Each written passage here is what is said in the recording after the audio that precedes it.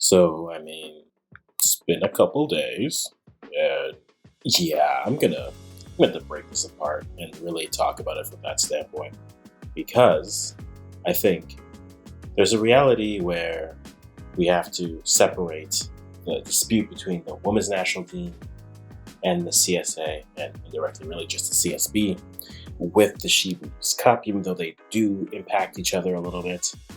We are definitely going to see some things, but we're just going to focus on the roster here and kind of break down players brought, players missing, and go from that standpoint. So, again, if you're new to the channel, subscribe, like this type of content. Let's get into it. So the roster was announced a couple days, yesterday. I'm going to go through it, and let's kind of talk about things that we've noted, things that are interesting. What does it mean now? This is a good test run, especially when it comes to preparing for the World Cup. You're going to be playing 3 matches, 2 days rest in between. So you're giving yourself that time, and it's the best simulation for the World Cup. So this will be very good to kind of see how this breaks down, what happens. But let's get down to business here. So the 24 player roster, 23 with a training player. We have goalkeepers Sabrina D'Angelo, Lysiane Prue, and Kaylin Sheridan. No surprise there with players. Defenders Kadisha Buchanan, Gabrielle Carl, Elisa Chapman, Sydney Collins, training player, Vanessa Gilles, Ashley Lawrence, Jade Rose, and Shalina Zadorsky.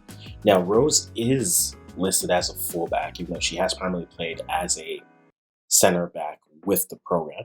Now, maybe because her roaming nature, maybe putting her on the wing helps to simulate a little bit of not having Jade Riviera there. So we'll definitely go from there and see what we're able to do. But that's intriguing for that.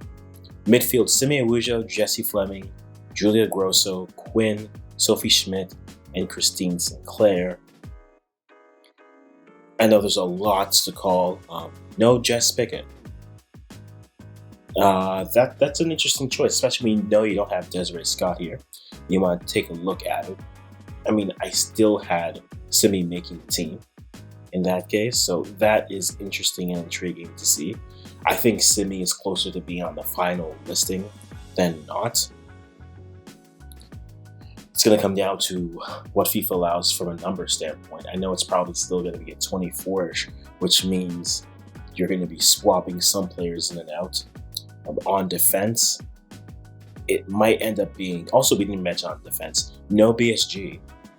But on defense, that might just mean you're going with Chapman there, and then instead of Sydney Collins as the training, if you do get that 24, that's going to be Jade Riviere, and that's where it works out.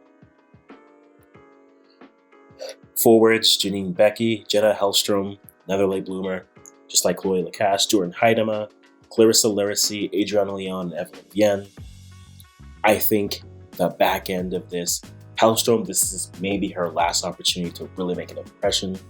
Between her and Laracy, I think they're both playing the game of, can we do well enough to hold our spots until either one or both of Michelle Prince and Deanne Scott make it back to this roster. I think Deanne Rose, I said Deanne Scott, my bad.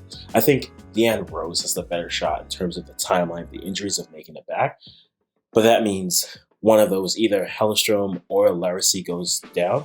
I think this will be very interesting to see how those players. I know it's prep, you're playing top teams, you want to see your top players play. I'm always going to be one that says, Bev, I want to see some of the depth of this squad against top teams. Because if push comes to shove, we have to know what level they can do, how they react to types of situations. That would mean I'd love to see, a mix-up. Probably not going to have it since they are playing the US first. And then it's Brazil and then Korea. No, it's Japan. My bad. It's Japan after. I would love to see mixing up with those lineups. More than likely just based off of the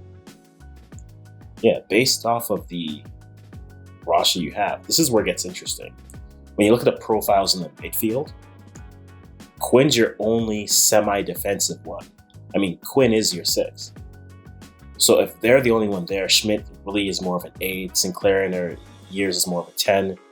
Grosso 10. Fleming an 8. Araujo closer to a 10. Quinn is more than likely not starting if I'm just going to look at this roster and glean from it. Probably a 4-2-3-1 type with Vienne at the top. Vienne and essentially Sinclair as your 9 and 10. And then Becky and Becky and Lacasse. Nope. I'm changing my mind all the time. More likely Becky and Vienne as your wingers. And then your 2 holding mids are going to be, again, Fleming and Grosso, which means in the back line, Gilles and Buchanan or Gilles and Zadorsky. I do like the pairing of Zadorsky and Rose. Now, granted, just because we saw it in Australia, I think those are 2 players that allow her, if you're going to use hockey terminology. Zadorsky, though, is a solid ball playing. Zadorsky allows Rose to roam. She's that stay-at-home defender, while Rose can kind of roam a bit, enter a bit more of the attack. So I like that. And then on the wings, you have Ashley Lawrence on the left. And then more than likely, Chapman or Carl. We'll see. I'm actually curious to see here. And I'm actually a little bit curious if Bev decides to do something creative, such as put Jade Rose back there, allowing you to go 3 center backs. And doing something similar to what Herman does with the men, where you play a back 4 technically, but then you rotate out of that and play a back 3 and have Rose, Buchanan, and Gilles as your back line, which then moves Ashley Lawrence further up the pitch in the midfield to offer a bit of support. So then you have that 3-3-3-1 essentially, which could actually work here. So if they did go, I'm actually now curious to see this. This is now my thing I want to see. If you put Jada Rose, the Harvard gal, as a fullback, that allows you to rotate out, and that gives you a bit more support. That may not be a bad idea, especially if you don't have a Desi. Having Ashley to roam into the midfield, that might be the move. So that way you have a 3-3-3-1 essentially, or a version of a 3-4-3, but it's really more of a 3-3. It's really more of a 3-3-3-1. I am intrigued to see something like that. I want to see these players get played. Like I said earlier, to me, it's important that we see the mid-tier and the back end, see what they can do, to see what Simi Awuja can do against a team like Brazil or a team like Japan, to see if Jenna Hellstrom can provide a little bit of more spark on the wings. A thing that we did see in Brazil, which I don't think we're going to see here, but we know it's in Bev's back pocket. She did put Heidema out there on the wing. And Heidema may not have the foot pace, say, as a Michelle Prince, a Chloe Lacasse, a Deanne Rose, but her vision in setting players off, that actually does intrigue me from a creative standpoint. She does offer a bit of creativity on the wing and some passing and moving the ball around from there. So that could be an option if push came to shove, but I don't think we're going to reach that point. But like I said, today we're just focusing on the roster itself. There's going to be a day where we talk about the dispute and everything that's there, and it'll be a conversation. But until then, guys, what do you like about this roster? What impresses you? What intrigues you? It's not what we want. I would have loved to see more players, but again, that's another discussion for another time. Leave your comments below, and we're going to stop rambling right about now.